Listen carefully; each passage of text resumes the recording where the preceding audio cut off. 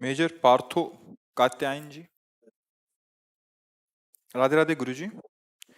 गुरुजी, जीवन में लगातार शारीरिक समस्याएं बनी हुई हैं। उन सभी समस्याओं से कैसे निजात पाया जाए? क्या ये केवल मानसिक विचार हैं या एक तथ्य है? देखो, अपने शरीरों से बहुत पाप हुए हैं। अगर ईमानदारी से सोचोगे तो ज्यादा समस्या नहीं लगेगी। ऐसे ऐसे पाप हुए हैं जिनका अभी तक कोई दंड नहीं मिला है और आपने कोई प्रायश्चित नहीं किया है। तो अगर बीज पड़ गया है खेती में तो वर्षा होते ही वो अंकुरित हो जाएगा। या तो आग लगाओ, उस बीज को भस्म करो वर्षा के पहले। अगर आग नहीं लगाई तो वो अंकुरित होगा और आपको दंड देगा या पुरस्कार देगा। जैसा बीज बम्बुल का है तो कांटा निकलेगा, जो भी जैसा हमारे कर्म है। कल हम किसी से कह रहे थे कि इसी जन्म के ईमानदारी से तुम देखो कर्म, इसी जन्म के जिनका समाज में प्रकाश नहीं हुआ और जिनका हमने कोई प्रायश्चित नहीं किया और जिनका अभी तक कोई दंड नहीं मिला। अब आप सोचो, अभी तो पूर्व के कर्मों का, जब ये जो नवीन फसल तैयार की है अभी, और ये जब आगे आएगी तो होश खराब हो जाएंगे। देखो, खेत है, इसको कर्म भूमि कहते हैं। जो कुछ करोगे आपको भोगना पड़ेगा। अब यहां सब भगवान को कोसने के सिवा और कुछ नहीं करते। काल ही कर्म ईश्वर मिथ्या दोष लगाए। घर गृहस्थी में ऐसे ऐसे पाप कर रहे हैं लोग। कहते हैं हम गृहस्थी में भ्रूण हत्या, गर्भ हत्या, वो कितने इतने बड़े बड़े पाप हैं जिनको आप व्यभिचार, व्यभिचार, इतने बड़े बड़े पाप, उनका तुम प्रायश्चित कुछ कर रहे हो? तो उनको जला पा रहे हो? नहीं, अब वो तुम्हें जलाएंगे। फिर चाहे जहां भागते घूमो, जंतुर बंधवाते, कुछ नहीं होने वाला। हाँ, अवश्य में भोक्तव्यम कृतम कर्म शुभाशुभम। भगवान ने आदेश किया था कि कह दो अस्वस्थामा मरो। युधिष्ठिर जी ने बुद्धि लगा दी कि अस्वस्थामा मरो, न रो या कुंजर हो। बस झूठ के बोल गए। भगवान का केवल आदेश था कहो अश्वत्थामा मरो। तुमने ये कैसे कह दिया? तुम जानते हो हाथी मारा गया, फिर नरवा कुंजरो क्यों बोले? नरक दिखाया गया था। केवल इतनी बात के लिए, कुछ क्षण के लिए उन्हें नरक का दर्शन कराया गया था। हमारी आपकी दशा क्या होगी? दिन भर झूठ बोलते रहते हैं। एक पाप, कितने पाप आचरण है।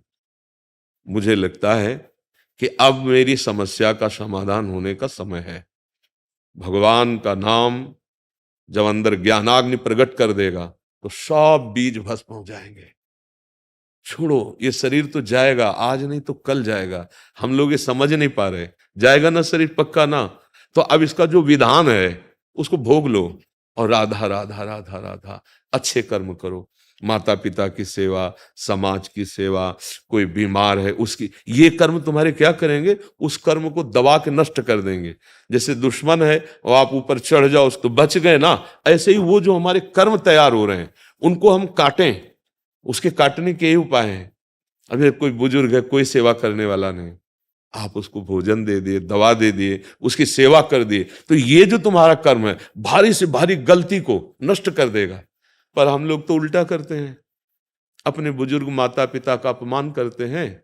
नई बहू मिली, रुपया पैसा कमाने योग्य बुद्धि हो गई, उनको अनाथालय छोड़ दिया या घर में ऐसे, तो फिर हमारे कर्म बिगड़ते चले जा रहे हैं। अगर मम्मी पापा हमारे हमारे वो जो अवस्था थी, हमें ज्ञान ही नहीं था, उस समय उन्होंने अपने हाथों से मल साफ किया, उस समय उन्होंने हमें अच्छे वस्त्र पहनाए, उस समय उन्होंने अच्छी अच्छी वस्तुएं पवाई। और आज जब उनका समय आया कि हम सेवा करें तो हम अमेरिका जा रहे हैं, हम अलग उन्नतिशील हो रहे हैं। हम हमारे बूढ़े माता पिता हमारी याद में, असुविधा में वो रो रहे हैं और हम अपना बहू के साथ सुखी। तो ये कर्म तुम्हें सुख प्रदान करेंगे। समय आएगा तब ये जब फलीभूत होंगे तब तुम उसी दशा को पहुंच जाओगे।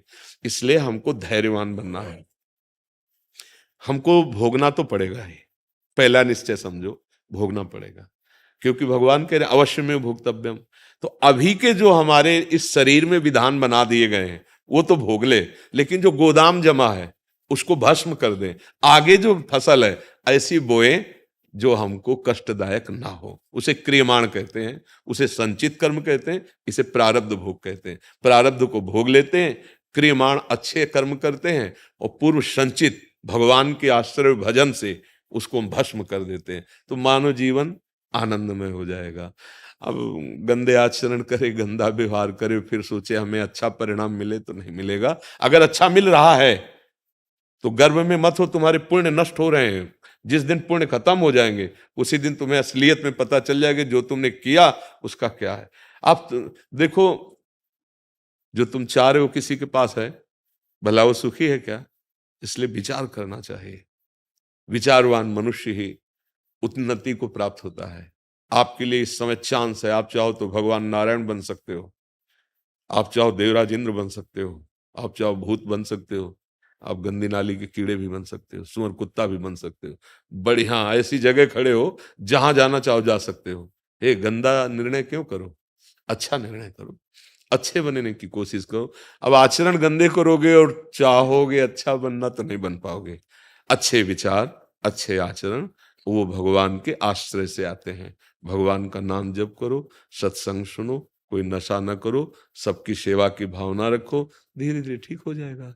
मन प्रसन्न रहेगा, शरीर को भोगने की सामर्थ्य आ जाएगी और जीवन का जो परिणाम है वो अच्छा हो जाएगा। त्रिपत कौर जी, गुरुदेव आपके चरणों में कोटि कोटि प्रणाम।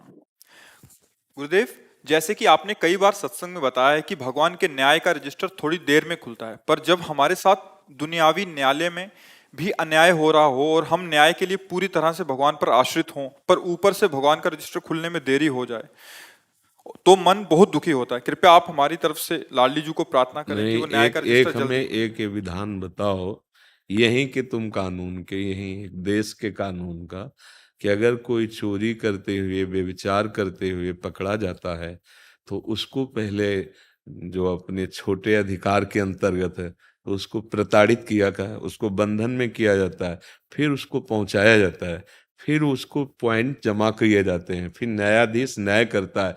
मतलब ये सब करते करते वर्षों व्यतीत हो जाते हैं और अपने को लगता है कि अगर उसने किया तत्काल वर्तमान में दंड मिले तो समाज देखे ना कि ऐसा है, पर ऐसा सिद्धांत नहीं है। ऐसे ही ये हमारे भगवान की दयालुता है, उनकी कृपालुता है कि आपको जैसे हमसे कोई भयानक पाप हो गया, अभी आपके पास चांस है, अब आप सुधार कर सकते हो। आप उनकी कृपालुता को देखो। हम क्या करते हैं कि अपने दोस्त को कभी देखते नहीं, हम दूसरे को देखते हो, सोचते इसको दंड मिलना चाहिए, इसने ऐसा किया। अगर हम लौट करके वही कानून अपने ऊपर लागू करें तो क्या होगा? आपका क्या होगा? लौट कर आइए, आप अपने हृदय में आइए, तब आपको लगता है भगवान तुम कितने कृपालु हो कि अगर आप हमको इतना लंबा समय न दिए दे होते, तुरंत हमें नरक भेज देते, तो हमारे उद्धार का कभी अवसर ही ना आता। हमारे द्वारा इतनी गलतियां हैं, ईमानदारी से देखो। मतलब यहाँ जैसे चर्चा हो रही तो एक भागवतिक स्थल है ना अध्यात्म की, यहाँ बेपर्द होकर के आप सोचिए कि आप जो सामने वाले को दंड देने के लिए इतना अंदर से उत्साहित हैं, अगर वो कृपालु जिससे आप प्रार्थना कर रहे हैं वो लौट करके आपकी तरफ देख ले, तो क्या आपके बचने के चांस हैं? क्या आपके कल्याण का कोई मार्ग है? क्या आपके सुख का कोई रास्ता रह जाएगा? नहीं रह जाएगा। इसीलिए वो चांस देता है। 1 मिनट में बात समझ में आएगी कि मेरे से गलती हो गई। वो 20 वर्ष के पाप नष्ट करने के लिए तुरंत तैयार है। अहम तो हम सर्व पापेभ्यो मोक्षयिष्यामि। उसकी करुणा को देखो। हम अपने द्वेष को मिटाने के लिए, अपनी अहंकार की वृत्ति को पुष्ट करें कि भगवान तुरंत इसका सर्वनाश होना चाहिए, लेकिन वो भी भगवान का बच्चा है जैसे तुम भगवान के बच्चे हो। जैसे तुमसे गलतियां हो गई और अभी तक ना तुमने स्वयं प्रायश्चित किया है ना उनका दंड मिला है, ऐसे उसको भी मनाओ कि भगवान इसकी बुद्धि शुद्ध कर दे, इसको क्षमा करे और इसका मंगल हो जीव का। हम भगवान को कोसने लगते हैं कि उनको जल्दी दंड देना चाहिए। अरे नहीं नहीं नहीं, अगर वो जल्दी दंड देंगे तो हमारा सबका हाल वही हो जाएगा जो दुर्गति होनी चाहिए। बोलो, अंदर से बोलो, हमारी बात को आप काटो। क्या आपसे गलतियां ऐसी नहीं हुई? क्या अपने लोगों से गलतियां ऐसी नहीं हुई जिनको भगवान ने चुपचाप दबा के रखा है आखिरी चांस तक कि अब सुधर जा, अब सुधर जा, अब सुधर जा, मैं तेरे सारे पाप नष्ट कर दूंगा। अपचेत्सु दुराचारो, तो बहुत बड़ा दुराचारी रहा, माना, लेकिन चांस है, मेरी शरण में हो जा। अब मुझे, तभी तो हम यश गाते हैं कि वो बहुत बड़े डाकू थे, फिर वो ब्रह्म ऋषि बन गए, वो बहुत बड़े वैश्यागामी थे, वो महात्मा बन गए। हम भगवान की कृपालुता को ना देख करके अगर उनसे दंड विधान मांग रहे हैं तो जरा अपने लिए भी मांग के देखें। अपने लिए तो क्षमा शब्द है, और दूसरे की अगर जरा भी गलती हो जाए तो इसको बीच बाजार में दंड मिलना चाहिए जिससे लोग समझें। जानते हो गलती क्यों होती है? अज्ञान में होती है। वो किसी से भी हो सकती है, किसी से भी हो सकती है। अज्ञान के कारण जब हम समझते हैं कि इसमें सुख है और उसे भोगना चाहते हैं तो सुख उसमें मिलता नहीं, तो हम भाग पड़ते हैं। इस शरीर में नहीं तो इस शरीर में, इस शरीर में नहीं तो इस शरीर में। और हमसे गलती से गलती सबसे हो रही है, सबसे। भूमि परत भा ढावर पानी तिम जीवे माया लपटानी। ऊपर से बात हम बना सकते हैं, लेकिन ईमानदारी की बात अंदर से सोचो तो गलती सबसे हो रही है। और वो महान पिता सबको चांस दे रहा है। सबको जब हद हो जाती है कि अब तुम सुधरने वाले नहीं हो, तब फिर सुधार के जो नियम है वो फिर दंड विधान लागू हो जाता है। नहीं, हमारे भगवान इतने कृपालु हैं कि आखिरी हद तक क्षमा ही क्षमा करते हैं। उनकी महानता को देखो। जैसे आपका लड़का दूसरी जगह कोई अपराध कर रहा है तो दूसरा सोच सकता है कि इसको दंड मिलना चाहिए, लेकिन आप इतने वात्सल्य में इतना झुक सकते हैं। तो वात्सल्य समुद्र भगवान जो सबका पिता है, सबको बराबर प्यार करता है।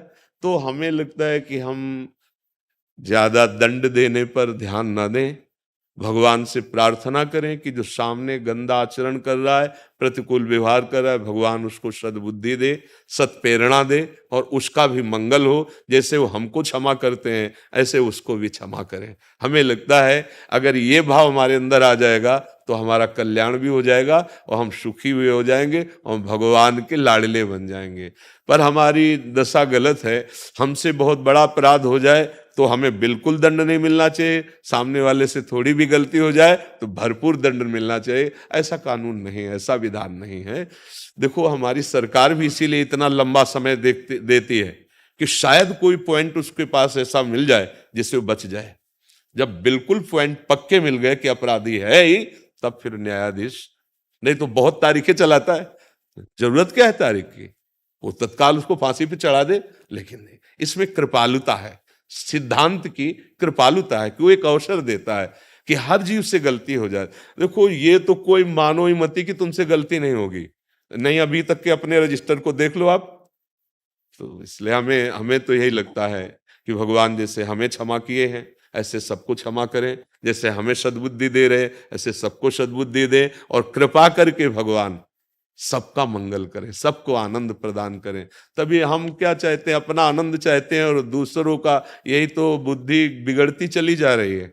नहीं, हम अपने शरीर सुख के लिए दूसरे के शरीरों को आग लगा रहे हैं, भूंज रहे हैं, काट रहे हैं, खा रहे हैं, जिसे आप मांस भक्षण कहते हो।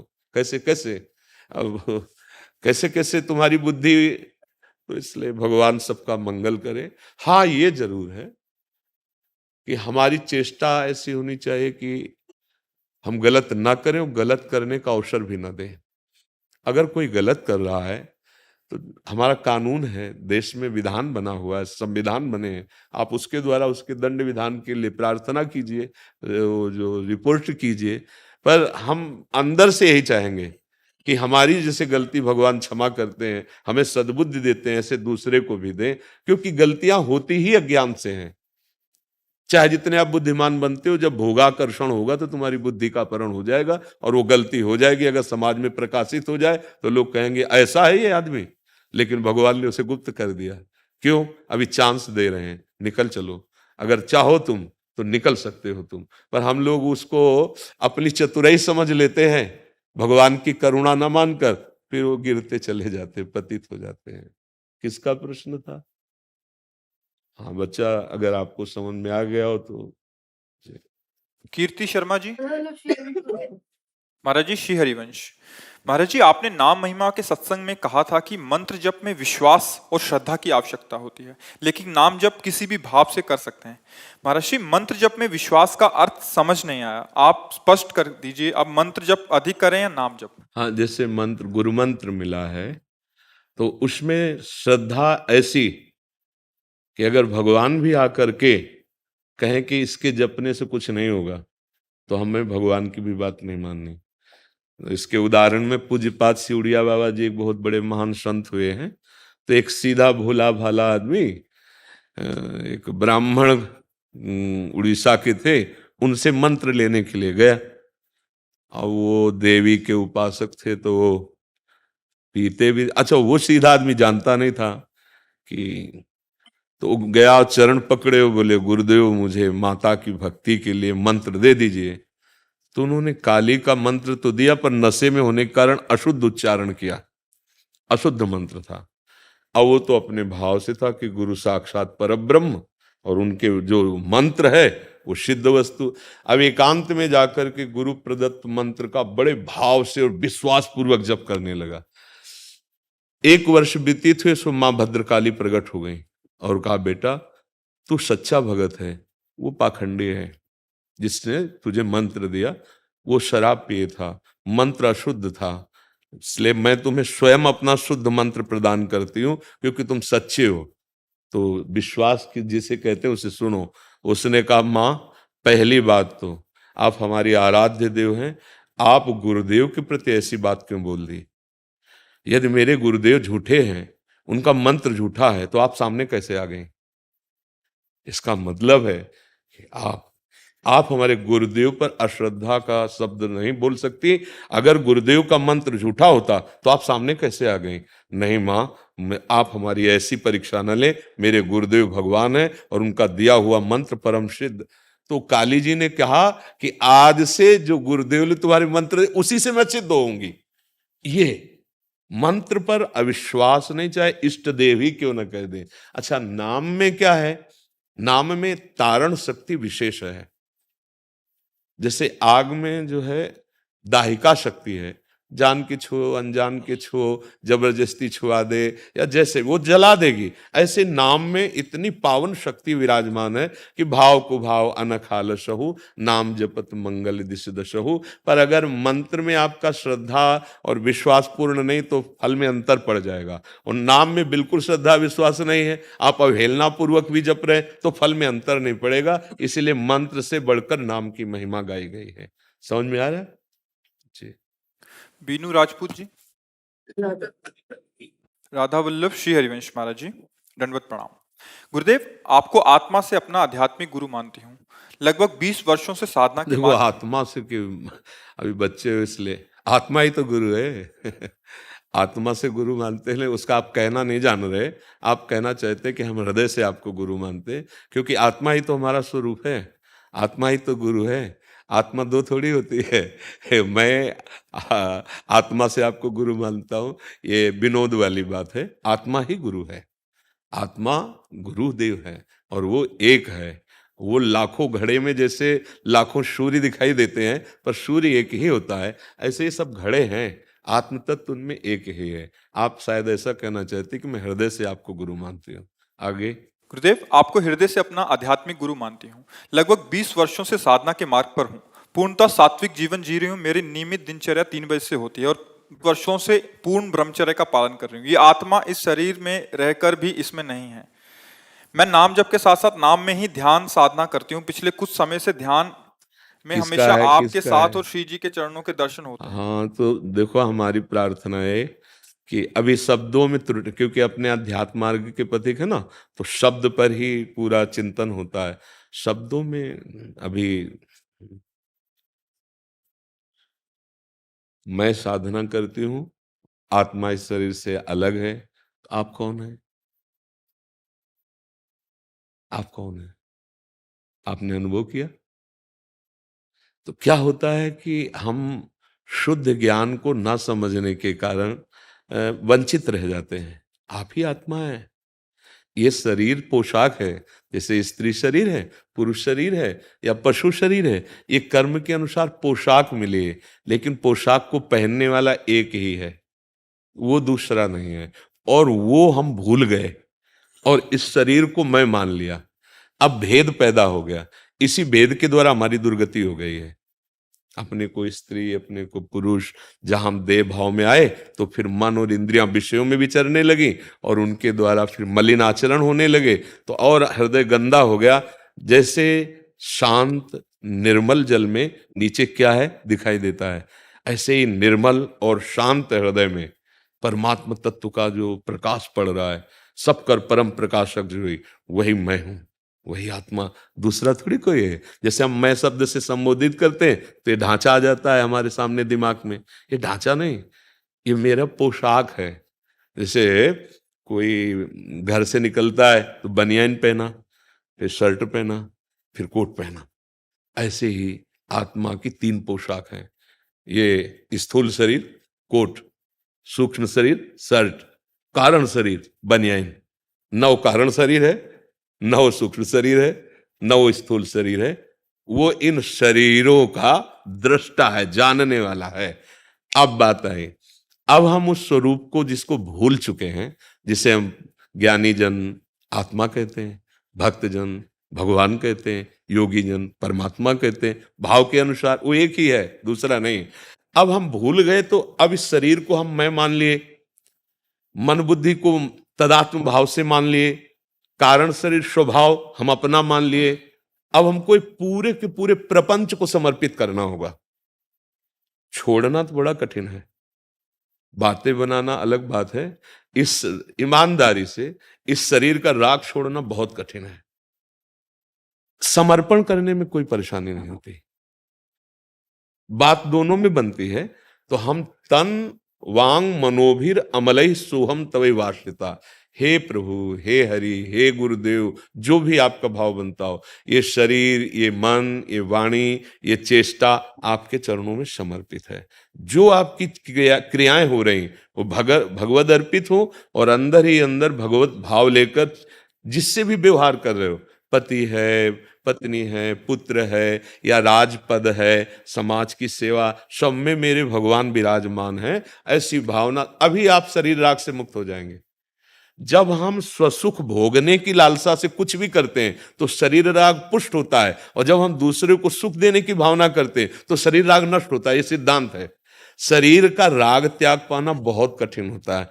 घर छोड़ दिया, परिवार छोड़ दिया, लेकिन इसका मोह नहीं जाता है। इसका मोह तभी जाता है जब इसके द्वारा दूसरों को सुख देने वाली क्रियाएं होने लगेंगी, इसके द्वारा सुख भोगने की लालसा नष्ट हो जाएगी, उसी समय राग रहित हो जाएगा, जिसे कहा जाता है वैराग्य। हम वैराग्य का मतलब समझते हैं कपड़ा बदल लिए, घर छोड़ दिए तो वैराग्य हो गया। ये कोई खास बात नहीं है, क्योंकि जो ये घर है इस पे राग तो है ही ना। तो अब इसको लिए ही डोलोगे चाहे जहां चले जाओ, तो इसका राग छूट जाए और आप पैंट शर्ट में घर गृहस्थी में रहते हुए महात्मा है, इसका राग छूट जाए। और इसका राग तभी छूटता है जो दूसरों की सेवा में इस शरीर को अर्पित करता है। परिवार भी भगवान का स्वरूप है, समाज भी भगवान का स्वरूप है। जिह्वा से नाम जप करो, शरीर से सारी चेष्टाएं दूसरों के सुख के लिए करो, अभी अभी बोध हो जाएगा। हम फंसे तो इसी में है, स्वसुख वांछा में। जहां दूसरों को सुख देने की बात आ गई वहीं हम मुक्त हो जाते हैं, जहां सुख भोगने की बात आ गई वहीं हम बंध जाते हैं। तो ऐसा है, नाम जप करते रहो आप। अंश का मतलब जैसे गंगा जल एक चम्मच में ले तो गंगा जल, एक लोटा में ले तो गंगा जल, टैंकर में भरे तो गंगा जल। तो हम भगवान के अंश हैं, मतलब पूर्ण के अंश हैं, पूर्ण ही हैं। हमें कोई चाह नहीं है, पर शरीर अपूर्ण है, इस पे ममता करने के कारण चाह पैदा हो गई। चाह मिटा दे सो महात्मा, और चाह में फंस गया वही दुरात्मा। वो कोई स्त्री पुरुष नहीं है, ये खेल चल रहा है भगवान का, ये पोशाक है। आप संतुष्ट है ना? आपको कोई इस प्रश्न पे संशय तो नहीं? थोड़े टाइम से जब भी मैं ध्यान करती हूँ, हमेशा आप और श्रीनिधि के चरण दिखाई देते हैं। वो जो ऊर्जा है, वो ऊर्जा का प्रभाव मुझसे सहन नहीं होता। हाँ, वो तो आप क्या बड़े बड़े उससे सहन नहीं होता, चिल्ला चिल्ला के हम भी रो पड़ते हैं। वो तो ऐसा है, जैसे जैसे वो तो आचार्य कृपा गुरु कृपा ना हो तो ये देखो दिल बहुत छोटा है। जैसे सीपी में समुद्र नहीं आ सकता है, ऐसे ही आनंद समुद्र का जो उल्लास पैदा होता है ना, तो बिना रोए वो उसकी शांति नहीं होती। जैसे गैस बन जाए तो डकार आती है ना, ऐसे ही आनंद उमगन जब अपने प्रभु की होती है तो फिर रोने का मन होता है। रुदुषस्वरम राजन कृष्ण। तो गुरु प्रीति या आराध्य देव की प्रीति में ये जो स्थिति आती है तो बड़ा मंगलमय है। और ये जितना हमारे अंदर बढ़ती रहे उतना ही हमारा अहोभाग्य है, सौभाग्य है। वो तो अच्छे अच्छे नहीं सहन कर पाते। अरे आनंद समुद्र है भाई, सीप में कई समुद्र समा पाएगा? हमारा दिल तो सांसारिक लाभ में, सांसारिक हानि में नहीं झेल पाता, फिर वो तो परमानंद भगवत स्वरूप, तो अगर वो कहीं तो सामर्थ्य भी वही देते हैं, पर क्षमता नहीं। मतलब अगर प्रभु कृपा न करे तो क्षमता नहीं है कि वो उस आनंद को झेल सके। परम ज्ञानी जब श्री सुखदेव जी महाराज श्री कृष्ण की रूप माधुरी सुनते हैं ना, तो विकल हो जाते हैं। जो जन्म से वैरागी हैं, परम ज्ञानी जनक जी महाराज जब राम जी के रूप को देखते हैं ना, विकल हो जाते हैं, कह रहे बरबस ब्रह्म सुखई मन त्यागा। अपने तो जीव हैं, वो तो ज्ञान समुद्र हैं, तो इसलिए ये तो स्वाभाविक ही है। और पर हरि सामर्थ्य देते हैं, गुरु सामर्थ्य देते हैं, नहीं तो आनंद को सह पाना बड़ा कठिन होता है। हम चाहते हैं कि हमारे समाज अध्यात्म मार्ग में आगे बढ़े। आप जैसे सद्भाग्य वाले जिनका अध्यात्म में प्रवेश है, अगर ये बढ़े ना, तो अब देखो, एक गृहिणी बन करके संसार में रहना, एक बस उतना जीवन नष्ट कर देना, और एक अध्यात्म का पथिक होके, तो हमें बहुत, इसीलिए हम बार बार आपसे कि आप संतुष्ट है ना, क्योंकि अध्यात्म मार्ग का पथिक अगर एक हो गया तो मोहल्ला, पड़ोस, घर, बच्चे, परिवार, सब में चैतन्यता आ सकती है, सब में दिव्यता आ सकती है, दैवी सद्गुण आ सकते हैं। इसलिए हम प्रणाम करते हैं। सदैव आगे आगे ही बढ़ते रहिए, जीवन का लक्ष्य यही है। नाम जप करो, नाम जप। नाम जप से कुछ ऐसा नहीं जो ना प्राप्त हो जाए। गुरुदेव प्रदत्त नाम या जो नाम प्रिय हो, खूब नाम जप करो। नाम में वही सामर्थ्य विराजमान है जो सब शास्त्रों में विराजमान, जो भगवान में विराज। कबीरदास जी ने कहा, गुरु ने मुझे दीनी एक जड़ी, जिसके सूंघते ही माया जड़ से मरी।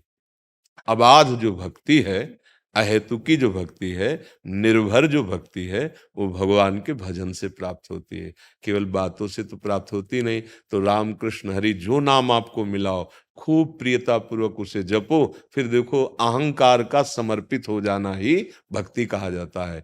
जब तक अहंकार है ना, तब तक बात नहीं बनती। ये देहाभिमानी जीव बातें तो भले ज्ञान की करे, पर स्थिति नहीं रहती। इसलिए नाम जप करो, और ये अहम भगवान के दासत्व में बदल जाए, चरणों में समर्पित हो जाए, तो मंगल हो जाए। समझ पा रहे हैं आप जी? क्या सेवा करें, आशीर्वाद, बस भक्ति बढ़े। मन का कार्य है संसार की तरफ चिंतन बनाना, बार बार बार बार कोई वस्तु, कोई व्यक्ति, कोई स्थान, कोई विषय जो अनुकूल है तो रागात्मक, प्रतिकूल है तो द्वेषात्मक। जैसे बिजली दो तारों पे चलते ना, ऐसे ही राग और द्वेष दोनों से चलता है मन, रागात्मक या द्वेषात्मक। यदि हम गुरु कृपा से इसको उन दोनों से बचाकर नाम में लगा दें, तो इसी जन्म में भगवत प्रेम प्राप्त हो जाए, भगवत प्राप्ति हो जाए। बार बार मन को हटा करके गुरु प्रदत्त नाम मंत्र में लगाने से बहुत जल्दी हृदय के विकार क्षीण हो जाते हैं, और भगवद आनंद का अनुभव। जब तक काम क्रोध आदि का प्रभाव रहता है, तब तक हृदय में भगवदानंद की अनुभूति नहीं होती। जो ऐसा कुछ अच्छा सा लगता है ना, वो आनंद कोश होता है अंदर, माया जनित। तो उस आनंद कोश से है, वो आनंद स्रोत से नहीं है।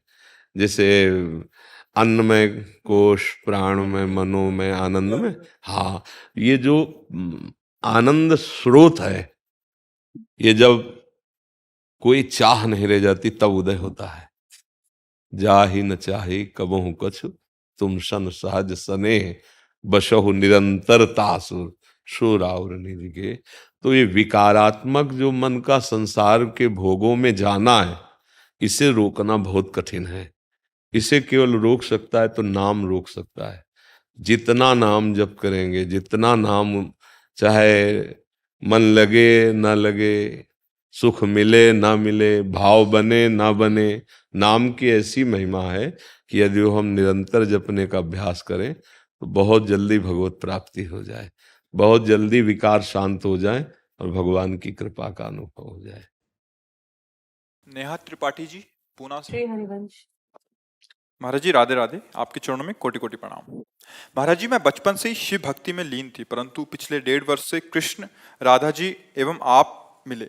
आपको लगभग 1.5 वर्ष से सुन रही हूँ और ये ज्ञान प्राप्त हुआ कि शिव जी ने मुझे कृष्ण जी और आपके पास भेजा है। महाराज जी, यूट्यूब पे आपको कहते सुना है कि एक बार जब भगवान बहुत अधिक कृपा करते हैं तो भयंकर रोग व संबंधियों को दूर कर देते हैं। महाराज जी, मेरा पूरा परिवार दान धर्म सेवा में जीवन भर लीन रहना चाहता है, पूरे दिन रात राधा राधा नाम जप करना चाहते हैं, परंतु ये डर लगा रहता है कि कहीं ज्यादा पूजा पाठ करने से हमारे सगे संबंधी दूर ना हो जाएं, अन्यथा कोई बड़ा रोग ना लग जाए। अभी बात समझ में नहीं आई ना। शास्त्र के जो वाक्य हैं, जैसे धन को तिजोरी में रखा जाता है बहुत सुव्यवस्थित, ऐसे ही जो परमार्थ की वस्तु होती है, शब्द सामने दिखाई दे रहा है लेकिन उसका अर्थ वो नहीं है, उसका भाव नहीं है। जैसे भगवान ने युधिष्ठिर जी से कहा, जिस पर मैं कृपा करता हूं उसका सर्वनाश कर देता हूं। कितना कड़ुआ लग रहा है नहीं, कि ऐसी कृपा क्या महाराज आप सर्वनाश कर दो। सर्वनाश दुखों का समझना है उसको। जिस पर मैं कृपा करता हूं उसका सर्वनाश कर देता हूं। किसका? दुखों का, संकटों का, अज्ञान का, जन्म मरण का, पापों का। अहम तो हम स्वर पापेभ्यो मोक्षयिष्यामि। भला मंगल भवन भगवान किसी के मंगल का नाश कर सकते हैं? जैसे नहीं, माता में जो वात्सल्य है, पूरे विश्व की माताओं के, पशु पक्षी जितनी भी, वो हमारे भगवान के एक अंश से है। ऐसे वात्सल्य समुद्र भगवान अपने भक्त का कहीं नाश कर दे? आज तक कोई उदाहरण हो तो हमें बताइए। जो पूतना स्तनों में जहर लगा के भगवान को मारने जा रही, उसे वो गति दे रहे हैं जो मैया यशोदा को मिलती। भला वो भगवान अपने भक्त का अमंगल कर सकते हैं? जैसे भगवान सूर्य से कहा जाए कि तुम्हारी ताकत हो तो अंधकार करके दिखाओ, तो नहीं ताकत है, क्योंकि जब तक वो रहेंगे अंधकार नहीं होगा। ऐसे ही भगवान से कहा जाए तुम्हारी ताकत हो तो अमंगल करके दिखाओ, तो भगवान को ताकत नहीं कि वो अमंगल कर सके, क्योंकि वो मंगल भवन है। भगवान अपने जनों से प्यार करके जो बात कर रहे हैं, वो समझ ठीक ना होने के कारण है। अपने जनों का अमंगल नाश कर देते हैं, दुख नाश कर देते हैं, विपत्ति नाश कर देते हैं। भला कौन सी ऐसी विपत्ति है जो भक्त को दुखदाई लगी हो? किसी भी भक्त के बताना चरित्र जिसमें हम विपत्ति देखते हैं, उसमें कृष्ण मुस्कुराते हुए समीप नजर आते हैं। वो विपत्ति क्या, जिसमें अपना प्यारा अपने नजदीक, वो विपत्ति है। वो संपत्ति विपत्ति जिसमें प्रभु दूर हो और हम भूल जाएं प्रभु को भोगों में, वो विपत्ति है। देखो, हम परिचय जानते हैं विपत्ति का हनुमान जी महाराज का। हनुमंत विपत्ति प्रभु सोई, जब तो सुमिरन भजन न हो। तो ये डर लगना, अभी प्यार ही नहीं किया तो डर लगता है। जब प्रेम होता है तो डर नहीं रहता है। बच्चा बच्ची प्रेम कर लेते हैं ना, तो दोनों निश्चय कर लेते हैं कि जहर खा लेंगे, लेकिन अब हम बिलग नहीं होंगे। दुनिया की हर गाली सहेंगे, अपमान सहेंगे, मर जाएंगे। परिवार, इज्जत, धर्म, कुल, सबका प्यार एक कोने में रख करके और भाग पड़ते हैं ना। और हम प्रभु से प्यार करते हो, डर लगता है कहीं कुछ अमंगल ना हो जाए। सोचो, एक शरीर से प्यार करने वाला परवाह नहीं करता किसी भय की, और तुम सब शरीरों की आत्मा जो भगवान है, उनसे प्यार करने पर भय लगे कि कहीं ऐसा ना हो जाए। अभी प्यार नहीं है, अभी तो बातें हैं प्यार की, प्यार नहीं। प्यार जो होता है वो एक अलौकिक वस्तु होती है। नहीं तो डरना नहीं। बात समझ में नहीं आती इसलिए ऐसा है। भगवान अपने जनों को बहुत प्यार करते हैं। ये जरूर है कि बाहरी देखने में आपको लग सकता है कि एक बार दो मित्र थे, स्कूल में पढ़ते थे। अब आगे जब यौवन अवस्था आई तो एक गलत संग में पढ़कर शराब पीना, व्यभिचार करना, गंदे आचरणों में उतर गया, और एक अच्छे संग से गंगा स्नान करना, नाम जप करना, ऐसे। तो जो गंदे आचरण करता था, रात दिन उसकी उन्नति होने लगी, रुपया और सब अच्छे अच्छे भोग सामा। और जो गंगा नहाता था, नाम जप करता था ना, उसका स्तर गिरने लगा, लौकिक। 10वें वर्ष दोनों का मुलाकात नहीं हुई।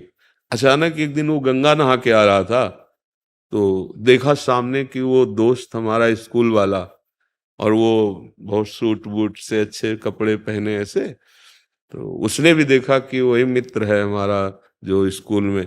बस वो उधर देख ही रहा था कि खजूर होता है ना, खजूर, खजूर का बड़ा कांटा गंगा नहाने वाले के पैर में लगा, क्योंकि नंगे पैर रहता था, और नाम भगवान का उच्चारण करते बैठ गया पैर पकड़, और वो खूब अच्छे कपड़े सब पहन के आया। बोले देख, कहता था क्या मिला तेरे को, देख मेरे पास गाड़ी है, रुपया पैसा, मैं खाता हूँ, मौज मस्ती से रहता हूँ, तू बड़े ठीक से रहता है, गंगा नहाता है, तेरी दशा देख क्या है, क्या दिया भगवान ने तेरे को। ऐसा कह के वो चला गया। उसके भी मन में आया कि बात तो सही कह रहा है, मैं बचपन से भगवान का नाम ले रहा हूँ, गंगा नहा रहा हूँ, तो हमारी ये दशा है, और मैं जानता हूँ ये दोस्त हमारा कैसा है, बड़ी मौज मस्ती में। क्या भगवान का भजन करना दुख और नाना प्रकार के संकट मोल लेना है? ऐसा उसके मन में आ गया। और जब कभी किसी भक्त के मन में संशय होता है तो भगवान तुरंत निवारण करते हैं। भगवान एक वृद्ध ब्राह्मण के स्वरूप में आए, अरे बेटा तुम्हारे कांटा लग गया क्या, मैं निकालूं? भगवान बड़े कृपालु हैं, देखो तुम्हारे कांटा लग गया, बहुत कृपा है उनकी तुम्हारे ऊपर। तो उनका अब हमको ये बातें अच्छी नहीं लगती, क्योंकि मैंने प्रत्यक्ष देखा कि हमारा दोस्त गंदा आचरण करता है, अधर्म आचरण करता है, उन्नति को प्राप्त हो रहा है, और आप कह रहे बहुत अच्छा। तो उनका देखो तुम्हें पता नहीं है, मैं तुम्हें दिखाऊं, तुम्हारा जो मित्र है वो पूर्व जन्म में इतना पुण्य किया था कि उसे इस जन्म में चक्रवर्ती सम्राट होना था। उसने पापाचरण करके सारे पुण्य नष्ट कर दिए। अब उसका थोड़ा पुण्य रह गया और भोग ले, इसके बाद पीछे का पाप और अभी का पाप जब मिलेगा ना तो इसका सर्वनाश हो जाएगा, किसी काम का नहीं रहेगा। और तुम्हारा सूली की सजा थी तो खजूर के कांटे से निकल गई, तुम्हारे सारे पाप नष्ट होने जा रहे हैं क्योंकि तुम धर्म से चलते रहो। अभी जहां तुम्हारे पूरे पाप नष्ट हुए और ये पुण्य और वो पुण्य मिला तो लोक परलोक सब जगह तुम आनंदित हो। उसको जो अंदर संशय आया था उसकी निवृत्ति हो गई। कभी ऐसा नहीं हो सकता। सत्य मार्ग में चलने वाला थोड़ा सा आपको दुखी दिखाई दे सकता है, जैसे धर्मराज युधिष्ठिर, बहुत अभिमान में है दुर्योधन, 12 वर्ष का वनवास, 1 वर्ष का अज्ञातवास, ऐसे पवित्र भगवान के महाभागवत जो देवताओं से प्रकट हुए हैं, उनको कष्ट पर सिंहासन पर कौन बैठा, अंत में वही बैठे और विनाश हो गया कौरवों का। तो हम ये बात समझ नहीं पाते हैं कि शास्त्र क्या कह रहा है। भगवान जो कहते हैं मैं जिस पर कृपा करता हूं उसका सर्वनाश कर देता हूं, सर्वनाश करने का तात्पर्य है उसके दुखों का। और भी लिखा है बंधु विच्छेदम, मैं परिवार से संबंध रहित कर देता हूं, क्योंकि वही भगवत प्राप्ति में जो बाधा होती है, जननी जनक बंधु सुतदारा, तन धन धाम श्रद्ध परिवारा, तो सबकी ममता ताग बटोरी, मम पद मन ही बांध बरडोरी, वो हम नहीं कर पाते तो भगवान कर देते हैं। क्या होता है, तो परिवार सब छोड़ के चला जाता है? नहीं, वो परिवार के हर सदस्य को बहुत प्यार करने लगता है, क्योंकि उसको अब ये ज्ञान हो गया सब में भगवान है। भावना समझने के कारण फिर लगेगा कि देखो ये तो बड़ी विपरीत स्थिति है, और मैं जिस पर कृपा करता हूं उसको धन रहित कर देता हूं। धन रहित, अब घबरा जाओगे ना कि रुपया पैसा नहीं, धन का अभिमान नहीं होता। अगर ये बात होती धन रहित तो चक्रवर्ती सम्राट अम्बरीश जी है ना, खजाना है ना उनके पास, और भगवान के महान भक्त है ना, तो फिर बात कैसे सच्ची कैसे समझ में आएगी। वैसे अगर ये हो कि मैं जिस पर कृपा करता हूं उसका धन हटा लेता हूं, तो सुदामा जी को सुदामापुरी फिर क्यों बना के दी? वैसे ही खाने की व्यवस्था नहीं, क्योंकि इसका मतलब रहस्य समझना है। धन का अभिमान नष्ट कर, जो धन का अभिमान जीव को गिराने वाला है, पतित करने वाला है, उसे भगवान हटा देते हैं। भगवत वाक्यों को समझने के लिए हृदय में पवित्रता चाहिए, भक्ति चाहिए, तब हम समझ पाते हैं। तो ऐसा डरो मत कि हम अगर अधिक भजन करेंगे तो ऐसा। अब असाध्य रोग का जैसा विषय है कि जैसे हमारा पूरा रजिस्टर है, अब खत्म है, हमारा आखिरी जन्म है, दैन संसार से खत्म। अब जितना हिसाब है फटाफट, तो जैसे 100 थप्पड़ लगाने हैं तो 1 थप्पड़ लगवा दिया, 99 माफ कर दी, आगे बढ़े, मतलब फटाफट फटाफट वो पूरा, क्योंकि हिसाब खत्म होना है ना, तो उसको लगता है यार पग पग पे दुख मिलता चला जा रहा है, क्योंकि अब वो महासुख की यात्रा में जा रहा है। अब उसको दुख का लेस भी नहीं मिलेगा। अच्छा, यहाँ कितने ऐसे पापात्मा जीव देखे जाते हैं, मौज मस्ती पूरी जिंदगी के, जुकाम भी नहीं हुआ चले गए, तो ऐसा थोड़ी कोई परम पद में प्राप्त हो गए। बार बार जन्म मरण चक्र चलना है, इसलिए विधान को समझना होता है। जैसे ये होता है कि फिर भजन का क्या फल है कि आप कष्ट हो, अगर आप दुखी हो तो भजन इसीलिए तो किया गया था कि दुख ना हो, तो दुखी नहीं है, हम परम सुखी हैं। तुम बाहर की बात देखते हो, बाहर से कार से तुम उतर रहे हो, एसी रूम में रहते हो, अंदर से तुम काम क्रोध से जल रहे हो, क्या सुखी हो तुम? क्या तुम स्वस्थ हो? क्या तुम आनंदित हो? नहीं, कोई विकार हृदय में नहीं है, बस एक ही लालसा है, कब शरीर छूटे अपने प्रभु से मिले। क्या परेशानी? इस सब संसार प्रवाह में नहीं आना है, खत्म। आप जैसा विधान करेंगे उसमें मैं राजी रहूंगा और आपको प्यार करूंगा और आपको प्राप्त करूंगा। ये अलग भाव है, ये अध्यात्म मार्ग है, संसारिक मार्ग नहीं है कि हे भगवान हमारा बुखार ठीक कर दो, हमारा रोग क्यों ठीक करो। नहीं नहीं, हमारे कर्म का कोई फल है, आप भुगवाइए, पर मेरे को सामर्थ्य दीजिए कि मैं आपको भूलूं नहीं और इसे सह जाऊं। तो भगवान की बहुत कृपा है, अनंत जन्मों के पापों को क्षण में नष्ट कर रहे हैं, उनकी बहुत कृपा है। हमें ये विपरीत नहीं सोचना कि हम राधा राधा बहुत जपेंगे तो गड़बड़ हो जाएगा, नहीं नहीं, पूरा जीवन हो गया। कष्ट शब्द जिसे तुम समझते हो वो तुम्हारी समझ ठीक नहीं है। मन का सुखी होना सुख है। आप देखो ना, आपके पास सब कुछ है, मन दुखी है, तो आप भला सुखी हो क्या? और मन आनंदित है, दुख सुख मन का। अभी यहां से मन का संपर्क हटवा दिया जाए और यहाँ खूब आप ऐसे करो, कुछ नहीं लगेगा, क्योंकि दुख मन को हो रहा है ना। अच्छा, मन भगवान के आनंद में है। अब वो शरीर में कष्ट हो तो क्या फर्क पड़ता है, शरीर स्वस्थ है, मन विषयों में जल रहा है, तो क्या फायदा है। बस ये थोड़ा समझ गलत है, इसलिए ऐसा। किसका प्रश्न था, तो आप समझ पा रहे? जी बिल्कुल। जी।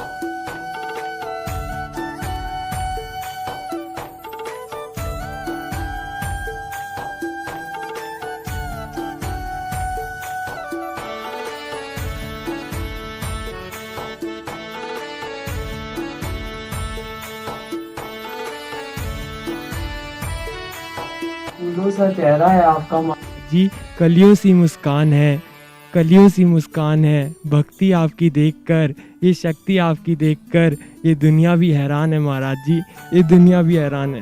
महाराज जी मैं आपको बहुत चाहता हूँ।